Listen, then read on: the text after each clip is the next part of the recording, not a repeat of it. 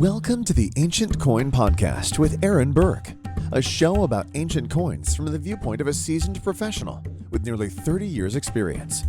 Here's Aaron Berk and Mike Nodelman on the Ancient Coin Podcast.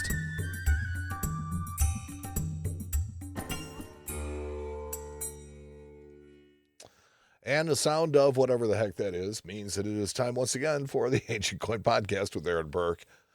I'm Mike Nodelman. I'm Aaron Berk. And tonight we have some really cool stuff for you. Lots of auction news, doofus purchase, an attaboy for somebody. We have winners to our contest, and we're going to run another contest. So, yeah, welcome to the rapidly exploding Ancient Coin Podcast. So, Aaron, tell me what's up in the auction world this week. So busy, and I'm sure many of you are as exhausted as I am because we just spent the last 2 days. We profiled the CNG auction a couple weeks ago, and that happened today and yesterday. So it was all day yesterday from 8 a.m. until about 4:30 Chicago time. And today it was 8 a.m. until, I don't know, I think I stopped around 3, something like that. That's a lot. It was a lot. So I think that the prices were still good. The sell-through rate was great. I didn't hear many items passing at all. And but I didn't see, I thought it was competitive, but I didn't think it was outlandish. So like a lot of the auctions could be. So there was good deals to be had. And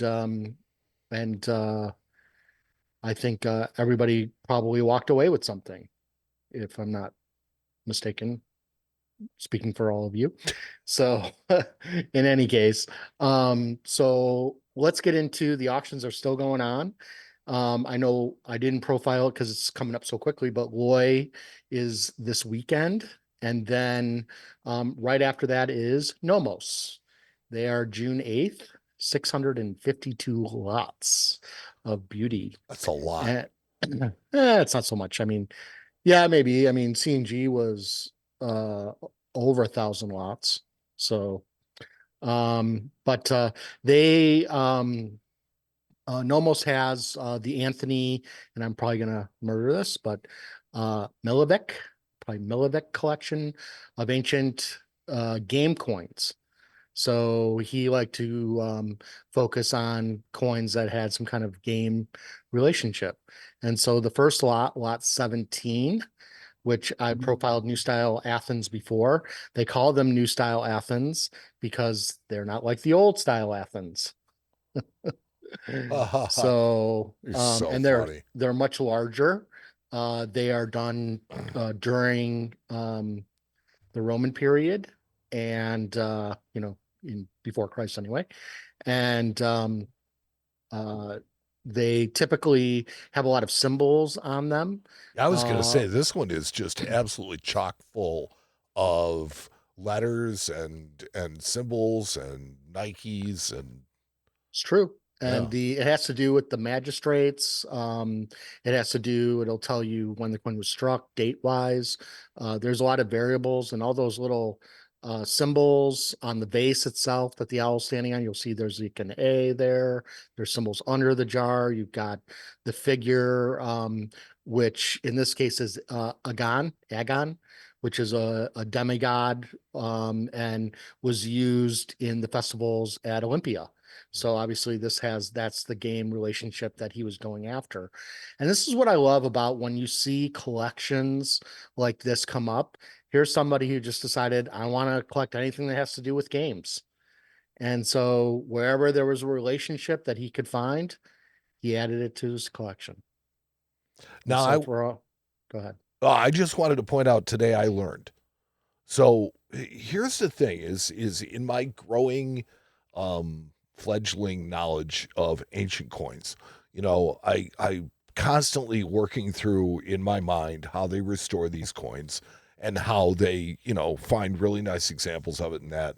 And I'm getting better at it. But this one, This one in particular shows me something because I see a die crack. And I see a die crack that moves, from his eye through his face and out his Hmm. nose. And it's one of those things where if they were really moving around a lot of metal, they would have blended that out. Right. So Right. there's your evidence that they're really not messing with this all that much. No, and yeah, that's most likely, you're right, it's a die flaw. And that probably, if you did a die study, that may have shown up several times in different strikings Oh, I'm of when quite that coin certain was it being did. struck. Yeah. So but I love this time period. New style Athens, tetradrachms have gotten very popular as of late. The prices are a little bit stronger than they were, say, 5 years ago. And I think it's, a lot of it has to do with the fact that they are so unique looking. It's a very large tetradrachm because they're not as thick as, even though they're the same weight, they're not as thick as the normal Athens tetradrachms that you would see. So they're much larger in diameter typically than a normal tetradrachm of Athens.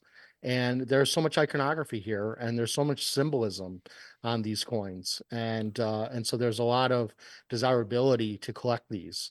And so I love the fact that this guy, who was collecting for one specific theme, wasn't necessarily that he was collecting Athens new style tetradrachm. It just has to be that the monogram worked with what he was going after. So this begs the question to me. Is this particular coin, you said it, it's thinner and so it's larger in Mhm. diameter. Was that done to accommodate the stuff that's on it, or was the stuff that's on it used at the luxury of having the real estate to do it? I think that it was to get the real estate on there. That would be my guess. I don't know off the top of my head why they would do that. It's also a completely different time period as well Mhm. from the normal Athenian tetradrachms. Coinage had developed quite a bit by this time period. And so I think the understanding and the way that the dies were being cut, and the way that they were portraying them, you can almost see where they start to get into the Roman style with the Roman emperors and the portraits, Mhm. and the different iconography and legends and things like that. And so it's starting to get into that period, or getting close to it. This was circa 42 BC, so this is just after, up until Julius Caesar's death Right. and just beyond. This is So, just after.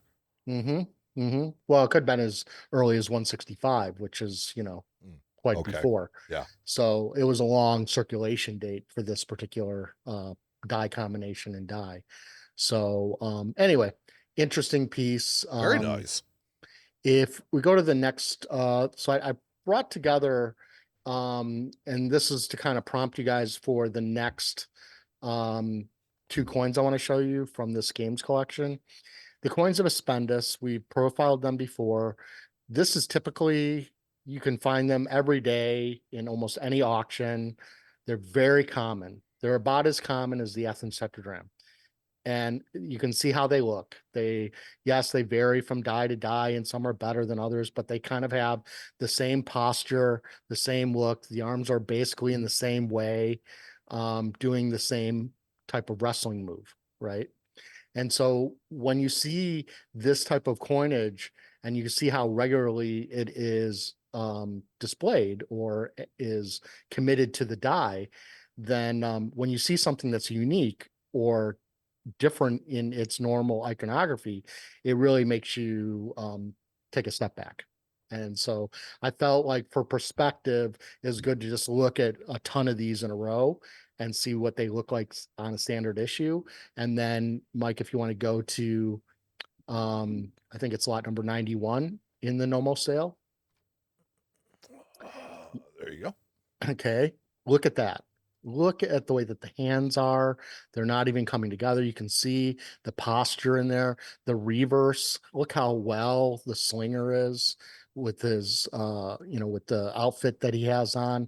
But just the way that the faces are in comparison to what we just saw with the hands down, and you can see the detail in the hands, how beautiful that really The is. Triskelus is really sharp. The Hmm. the whatever costume it is that he's wearing, either armor or whatever, is really detailed. Probably You wouldn't be see his armor because he'd have calf. to move around. It's probably what they call a chinton. I always pronounce that wrong, but basically it's just a cloth. Cloth is what he's wearing. You can see where it's kind of flowing in the wind there underneath him. If there was wind on a coin. Yes. So if you go to the next slide, this one amazes me. Lot number 117. Here you can see they're facing. That never happens. And you've got the one with Oh, his leg yeah. up, getting ready to take him down. I mean, that is so cool. So cool. Especially when you look at the sea of what they typically look like, and then you see this, you're like, damn, that's impressive. So anyway, I just thought it was a good thing to look at just to see when you see something that's so typical and then you see two variations Yeah. that are so different. It's really Yeah, it's like those two are like night and day. right. And what I love about ancient coin collecting, it's unlike any other type of collecting. Like in US coins, there's no kind of unknown. In US coins, you're looking for maybe errors. Um, Typically that could look a little bit different. Maybe a number is overstruck or something like that. But the actual iconography doesn't change a ton. And we know when they changed all the iconography. It's all recorded for the most part. In ancient coins, we don't know. And so when you see something that's never come up before, because there was a different die cutter for it, it is what makes ancient coin collecting so much fun. Well, in this case in particular, too, this is an actual deviation in design. It's a complete, it's not a different design, but it is. And this is something that would not happen in modern coinage, period. Right. Unless it's a commemorative. Right. Well, but it wouldn't happen just, at the whim of the die cutter. Right. And you can tell on the reverse of this, it's not so unique. It looks like most of the normal ones. Yeah. And so this was probably a normal reverse with a more unique obverse die. He decided he wanted a better look. Better look.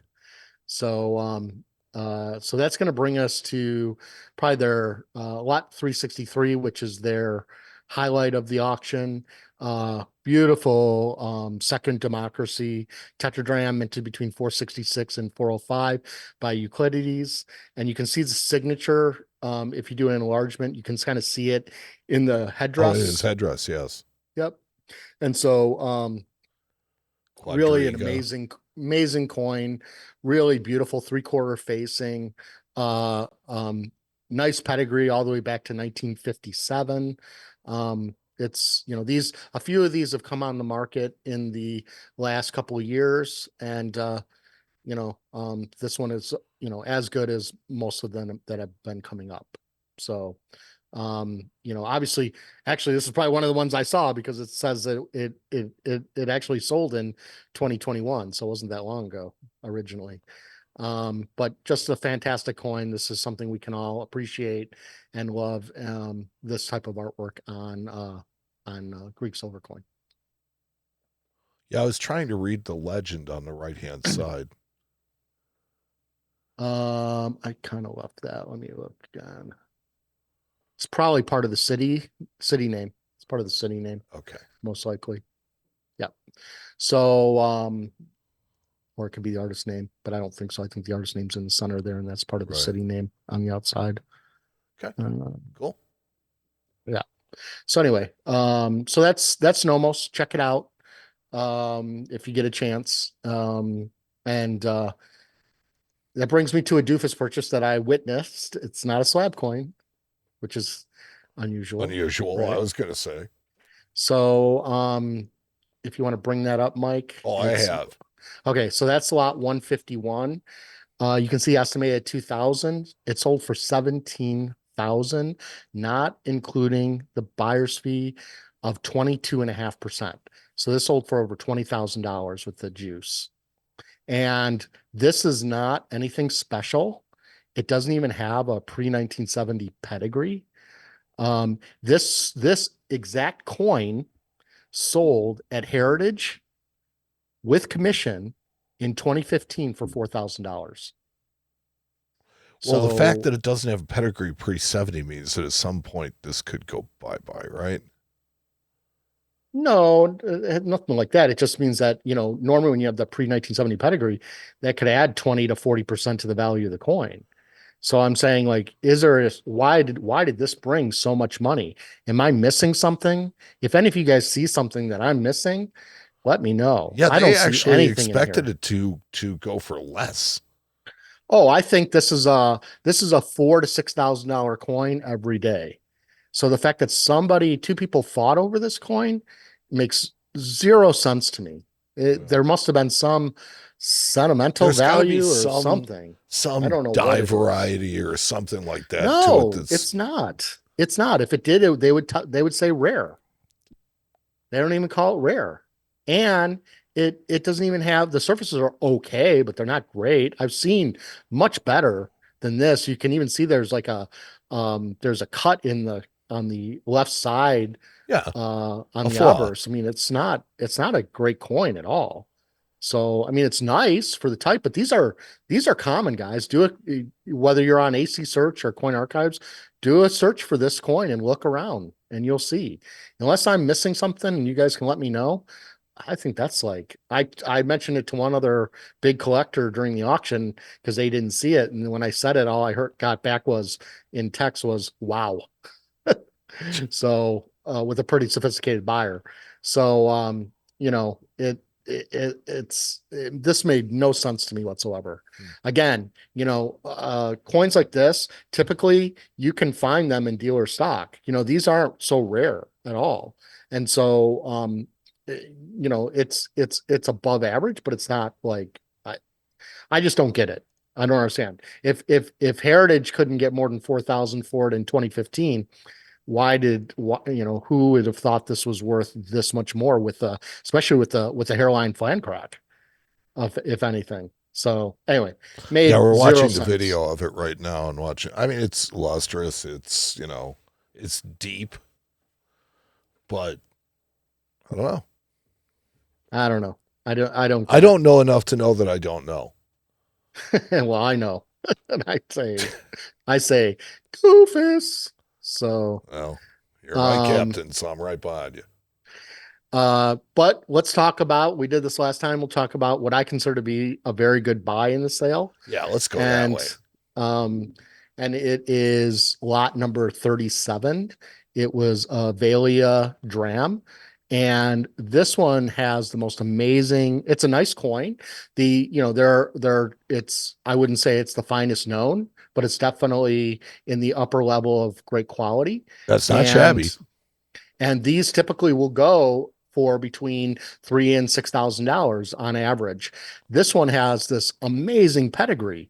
So it has a pedigree back to J.P. Pont Morgan, who donated it to the Oh Met my God.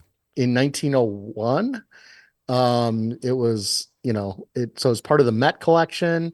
It was John Ward collection, published in 1901, donated to the Met by J.P. Pont Morgan in 1905. I mean, this has touched some of the most important collections and museums ever in coin collecting. And for it to only go for $4,500, I think that was a bargain, huge bargain. So, very, very, that person bought themselves not only a beautiful aesthetic coin, but also a historical Well, the coin for it. aesthetics on this coin, I think, are what makes it because it's absolutely centered and it's absolutely hammered. It's very nice coin. You do see these in the market, but this is what they've been going for without great pedigree. So in general, and so maybe a little less, but still, I mean, J.P. Pont Morgan, come on, the Met, 1901, 1905, come on, that's about as good as it gets. So anyway, so congrats to the new owner on that one. So let's see. What are we going to do now, Mike? Oh, we're going to talk about education, right? Yeah. Yeah. If you want to roll right into that, we could do Yeah, it. let's do it. Yeah, we're So we're hot, so let's just go for it. so I thought it would be kind of fun, and I think I did this a long time ago. But I thought it'd be kind of cool to revisit a little bit. The core, ancient coins really are small little antiquities. They're little works of art. And so, being that I'm also an expert in antiquities beyond ancient coins, I thought it would be interesting to kind of give my knowledge on a little bit of touching on as far as Antiquities for Dummies or Antiquities 101, and show where you get some of the same symbols and symbolism on ancient coins. And you can actually get in the market sometimes real antiquities that relate to those same coins, whether it be sculptures of Roman emperors, or symbolism on vases or the vases themselves, and the gods and goddesses. So if you go to the next slide, Mike. So no coins here because coins didn't begin until 650 BC. So before coins, you had a barter system. And so you see there's a little cuneiform tablet there. That's all cuneiform. The tablets themselves were actually administrative documents from around 2000 BC. And so everything was barter and everything was recorded on these tablets with cuneiform writing. Cuneiform is one of the earliest form of writing. And so It's basically a ledger. It's a ledger, right? And so they're not rare; they're very common actually, because you think about every business transaction that was ever done for probably a couple thousand years, they recorded them on these tablets, and so a lot of them survived. And much like today, nobody threw anything away. No, no. And so the one that looks like a cone, that actually they call it a Lagash cylinder. What do they call it? I'm drawing a blank right now. But anyway, it's basically a nail, sort of like a nail. And they would actually, it's dedicated to the king, and they would actually push those into the foundation of the building to bless it. A And wedge? they literally, is that what you're looking for? A wedge? No, cone. And so they would literally put thousands of these into the foundation of the building. So again, not rare, but really cool piece of history. And then the larger tablet to the left, that's actually um, that's actually a oh yeah, it's cone. That's what I was looking for. Cone. So Conehead. right. Oh, so the bowl, see the bowl to the upper right there? Yes. That's called a devil's bowl. And so it's written in a type of early Cyrillic. And so they would they buried them upside down about a certain distance under the ground. And then the idea is a devil would come up and it would start reading this and get caught in the center, kind of like a dream weaver. Nice. Like a dream catcher. Same idea. And they would actually sometimes they would say, like to protect against the family, because you can get these translated. There's people who read this stuff. And so are you sure they're not making stuff up? They're not making stuff up. Okay. They're not making stuff up. And so and they actually, on the other side, sometimes they have symbols of how far to bury it down or how to turn it, like almost like an instructional guide, how to place it into the ground, which is really interesting. And then you have cylinder seals, which were used sometimes on the tablets themselves, with writing on them and different other beads that were used to press out items in clay and things like that. So this is before commerce began. If we go to the next slide, get into the Egyptian culture. And even though there was only one pharaoh that actually minted coins, we showed one on the show a bunch of episodes ago. There was no coins in Egypt at the time, but during the Greek and Roman period, they started to copy a lot of the motifs that you would find in Egyptian culture, and you'd find them on the coins. So if you look, you see there's an Egyptian scarab in green. That's it's actually represents the dung beetle. So the dung beetle, the Egyptians saw that indigenous beetle actually put its larva into a dung ball and then push it across the sand. They saw that as Kheperay pushing the sun across the horizon. I don't know how you get a beetle and dung into the sun, but then the dung beetle would bury its larva underground. The mother would die, the larva would hatch, and it would come out of the sand, and they saw that as life, death, and rebirth. And so that became the whole symbolism for the Egyptian culture. And if you look, you can see there's a coin. It's called a Wapenmutsen, which is an early Athens piece from the 6th century BC in an obol. And there's a scarab that's actually on the coin itself. And is that an Eye of Ra next to it? Eye of Ra. Where do you see Eye of Ra? Bottom left. Oh, so that's an Eye of Horus. Horus. So eyes of Horus, or the all-seeing eye, if you want to say. So Horus was kind of like, you have Osiris, who is the king god. You have Horus's son, and his mother was Isis. And Horus fought Seth, who is a demon, lost his eye, and then Isis and her sister revived the eye, and then his eye became a healing device. So people would usually wear these to help cure them in some form, almost like taking a Tylenol. How'd that work out for Horus? It worked out fine for Horus. Can't say so much for the people who are wearing these. Okay. So, and then to the right, you see a coin here with the god Bes, and this was minted in Spain around 250 to 175 BC in a bronze coin. And you look there, you can see the god Bes above. Bes was a dwarf god that he was kind of the keeper of the household, and he took care of women in childbirth, and he was basically a good luck god. So here you can see Bes on the coins as well. I really like the way you laid this out. Thank you. Thank you. If you go to the next slide, all kinds of Greek terracotta. So when we lay out our catalog for Antiquities, we always do it this is the way we do it in our catalog. This is the way it's kind of done chronologically or done by material. And so we always start out with Near Eastern or Sumerian, and then we get into Egyptian, then we get into Greek terracotta, then you get into the pottery, then bronzes, then glass, then lamps. That's kind of how it goes for the most part.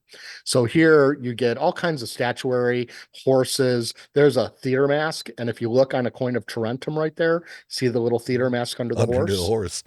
Same idea. So, and then you have a palmette in terracotta. And so obviously all of these types of things can end up on coins because they were made during the same time periods. So it's the same artists probably that were designing, could have been the same die cutters that were also creating art as well. They were all artists. So it is completely possible. And again, people who collect theater masks and things like that, I have all kinds of people who are antiquity buyers, but not coin buyers, but they would buy that coin because it has a theater mask on it. Yeah, that makes sense. Some people would say it's Salinas. I'd say it's the theater mask based on the antiquity. If you go to the next slide, you get in the highest quality pottery is Athenian pottery from Athens from the 5th century BC.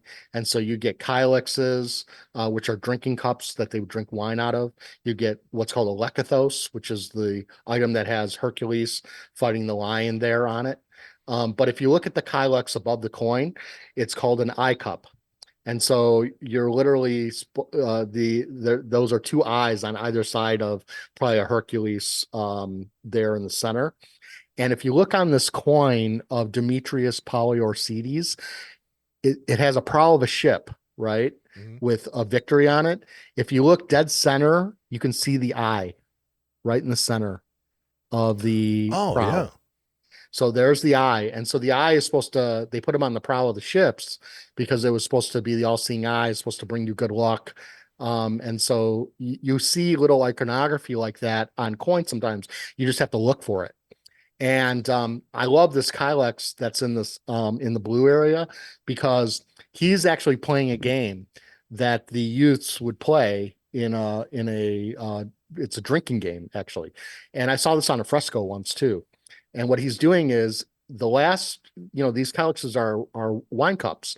So the last drip of wine, they would leave it in there, and then there would be a stack of people behind him, and he would spin it on his finger and have the last drip of wine going around the edge and try to flip it behind, and then the people in the back had to try to catch that drop of wine.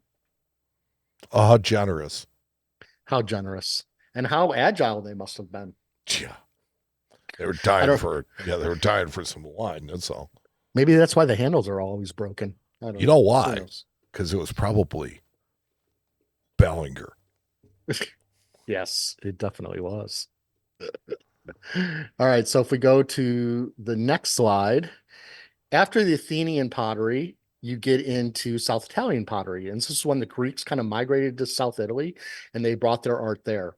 And of course, you have all different kinds of provinces that were making pottery. You have Canossian pottery, which is the first piece to the left. Then you have Daunian pottery. These are all regions that had their own specific style. And then you had Apulia. And they produced a lot of owl cups. And so, and of course, you see the Athens owl. And so they actually made this owl cup also in Attic times. It looks a little bit different. And then they made a ton of these in the South Italian period. And these are drinking cups, and you can see the owl representation, which was a personification of Athena, which obviously is on the obverse of the Athens tetradrachm. Now the middle artifact, the one on the right in the blue. What is that on top? Oh, the Daunian piece? Daunian piece? That's just part of the handle. It's a decorative handle that just kind of reaches up. Touchdown. Yeah, I don't think it's supposed to represent a figure. Sometimes on Daunian pottery, they have an actual hand that is a human hand, and the hand is supposed to ward off evil spirits. So, but that's not this in this case. This is just decorative handle in the way they did it. The Canossian pottery, the one that has the pinks and the blues and stuff, most ancient pottery, the paint is fired on, meaning they painted it, then they fired it. Right, then they glazed it. Right. Canossian pottery, they added the paint after. It wasn't fired on. So a lot of it didn't survive and comes very faint. It's very tough to get one that has full color, and this is typically how they come. Yeah, and the one on the left, you see that's a pour spout that comes out of the top, which is, Right. That's called we call that a trefoil onionocue. Say that. It's easy for you to say. Exactly. So if you go to the next slide, more South Italian pottery here with different shapes. And here you have this really cool coin that has what's called a hydrea on one side and a canthros on the other. And there you can see the canthros and the hydrea. The hydrea was actually a pouring vessel for water or wine. And so where it has the big handle in the back. Yeah, it looks to be pretty big. It is big. And then you have the column crater. We call this a volute crater on the far right. That's produced in Apulia in the 4th century BC. And these were used to mix wine and water, or they were just funerary. In this case, this one was probably funerary because you have a figure in the center. That's the temple that gentleman is, or that male is sitting in. It's called a naskos, and the naskos is a temple. He's sitting on a pile of rocks holding a box. These are all things that were used in funerary type scenarios. And then you have these volute craters with medusas or what do you call them? Sirens or something on top of the handles. Not sirens, but something like that. So, but I love it when you can see the vases. And it's funny because sometimes there's ancient coin dealers who don't know the pottery terminology, and they'll just say vase, and it's like, no, that's a hydrea. No, it's a vase, or it's a canthros. Yes, it's a canthros. Most people get it right, but not everybody. So it's kind of fun when you know antiquities, or how cool it is to own this coin and then actually buy the true vase that it was representing. No, putting the two of those next to each other, that is kind of a cool thing. Yeah. If we go to the next one, we're going to get into sculpture. So whether it is Roman sculpture or Greek sculpture, so the figure in the blue that's Alexander the Great. And is this Apollo on the right-hand side? Nope. And on the right side is Caracalla. Damn. He's the Roman emperor. He looks pissed from off. the Severn period. He wasn't a nice guy necessarily. And then there's a coin of Caracalla there. You can see the beard and the symbolism there. I believe that head of Caracalla is now in the Houston Museum. We handled that piece many, many moons ago. And then the Alexander the Great, here you have a Pergamum gold stater, the only coin that looks like the silver tetradrachms and drams, but is of Alexander as Hercules on a gold coin. So, and then people who collect 12 Caesars, you can find Roman potter or Roman marbles of the different emperors. If they look, it's funny when coin people have a much easier time identifying ancient Roman sculptures of real people than some of the antiquity people, because we're used to looking at Roman coins from profile. So, Yeah. and so for the same thing, so when people ask us, like, who do you think this pottery is? We look at it from the side, not from the front. Yeah, you'll turn it sideways, give yourself profile, try and figure That's it out. right. That's right. That's right. So if we move on, we're going to get into bronze. And what I love about the bronzes is it goes throughout the entire all the periods from Greek all the way to Byzantine with crosses. And what's really cool here is in the blue you have a silver tetradrachm of Augustus minted in the provinces, and you look below, that is the swimmer Oronetes, and he is a young swimmer emerging from the waves, and he's supposed to what's the word I'm looking for? He's part of Antioch and representation of Tyche who's sitting there. And so here's the actual Tyche swimming in a bronze piece, and there's the swimmer seated right below, almost in the exact same style. That's cool. It's very cool. And then you see the helmet, and then here you have a tetradrachm from the 5th century, from 500 BC, with the same type of Corinthian helmet on it. And there's a Corinthian helmet just above it, a real one from about the same period. And then finally, I just thought it'd be cool to throw in games, because everybody likes games. I love games. And you'll find a lot of these. These are called knuckle bones. Of course, there's a pair of dice, but also the bronze pieces behind the dice are called knuckle bones. And actually, they believe that that's where the game jacks, with the ball, Jackson ball, bouncy ball, that's where that came from. There's different ways to play the game. One idea was that they had to throw them up and see how many they could catch at once. Some were that there might have been different sides on how they landed. And so here, knuckle bones became, you'll find them on lots of different coins throughout the periods. And here's a really cool cast bronze from 235 BC that not only has the knuckle bone, but it has a Hercules club underneath it as well. So what are these knuckle bones made out of? I mean, are they really bone? So they're made out of bone, they're made out of bronze, they're made out of iron. They've made them out of That could hurt. glass. They've made them out of glass. I bought a collection of them, which I haven't offered ever, but I bought a collection that had like about 10 or 15 of them. And I even have some that are bone, animal bone, with bronze and iron inserts into the pieces to make them heavier, to weight them. And then the dice here are probably ivory. Yeah, or they could be schist, which is a Watch type your of language. stone. So anyway, the beauty of this is that I could go deeper and deeper and deeper down the rabbit hole, but this is just an idea of how to show you that ancient coins and antiquities, there isn't a whole lot of difference between the two, and there was so much symbolism in the artifacts that were being used that ended up on the coins themselves. I really, really liked that. I loved how you contrasted them and how you showed them. That, I think, was probably one of the better educational segments you've ever done. Thank you. Thank you. Not too bad for throwing it together. Yeah, no, I'm a fan. So that's going to bring us, I think, to the contest, right? Yeah. So we had a contest last week, and last week's contest was we were giving away 2 copies of the 100 Greatest Ancients.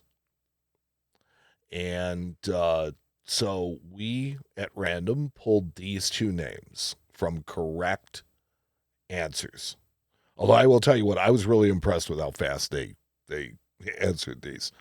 Robert Morris and Ming Lu. So I will be in touch with you tomorrow, if you're listening tonight when it first comes out, or probably today when if you're listening tomorrow. And I'll be in touch. You guys have both won a copy of the 100 Greatest Ancient Coins, 3rd edition, signed by Harlan Berk and courtesy of Harlan J. Berk Limited. Yeah, and I'll point out, even though he didn't win, I thought the coolest answer, even though we did make this fair and pick it randomly, was Michael Ward actually not only picked the right coin, which is in Neapolis, but he actually found the coin and told me which coin it came out of, which auction it came out of. That's overkill. Which I was not looking for, but that's going beyond the Call of Duty. So he gets an acknowledgement on the show. Yes, that's some real stuff there. So, since we did this, we're going to do it again? We're going to do it again. Let's do it again. And I don't know if you want to hit play on the thing. We'll jam the sucker up for a second time. All right, let's do this. And go to a slideshow, and here we go. Ooh, motion in the ocean. And then when you go to the next slide, winners are going to get a 3rd edition of the 100 Greatest. And I'm going to throw in a special gift to the winners. It'll be, you won't know what it is until it shows up on your door, but inside, along with your book, you will find another gift. Might be maybe an ancient coin this time. You never know. Never know. So that's going to bring us to... Well, so what you do to enter is contact me, Mike N at hjbltd.com. And so we're looking for the name, king or city, or, is it Greek? It's Roman. And if you can tell the denomination, go for it. So this coin that we have on the screen right now, this is our entry for episode 46. Contact me, Mike N at hjbltd.com. Okay. And that brings us to the wrap. Yeah, that's the wrap. I'll tell you what, man, this one flew by, and I really liked it. I mean, I liked this episode a lot. Yeah, it came out pretty good, I think. I don't know. You guys can let us know if you liked it or not. Always give your feedback. Like, share, subscribe, and whether you have something positive to say or not, let us have it in the comments. That's what it's for. Be kind. I have a soft personality. Oh, just jab him. No, I really thank you all. I have to take a moment to again thank you all for making this show a place to meet and greet, to share in ideas. This is not just our show, it's your show. It's the community show. This is all about us growing together as a community. And so I really appreciate everything you guys have said to me in person, by email, or over the phone. Yeah, the feedback that we've gotten has been just phenomenal. It's like really so overwhelmingly positive. The few people that have had some negative things to say have been very constructive, and that's always cool too. So it's like we don't mind. I'm not perfect. I will make mistakes. I never said I was. And if there's something that you'd like to suggest, please, by all means. Both of our email addresses are at the bottom. If you want a response, probably Mike N at hjbltd.com. And thank you for listening. Thank you for watching us, and thank you for helping us grow. And we will join you episode 47. We're getting there. Yeah, of the Ancient Coin Podcast with Aaron Berk. Thanks for listening to the Ancient Coin Podcast with Aaron Berk. We'll return with another episode soon. Meantime, you can join our private group on Facebook. Just go to facebook.com and search the Groups tab for Ancient Coin Podcast Discussion Group and ask to join. There you can become part of our community, where we share and discuss ancient coins, as well as the show, the ancient coin market, auctions, or just to give our own opinions on things in order to learn together. Join Aaron and Mike again soon for the next episode of the Ancient Coin Podcast with Aaron Berk.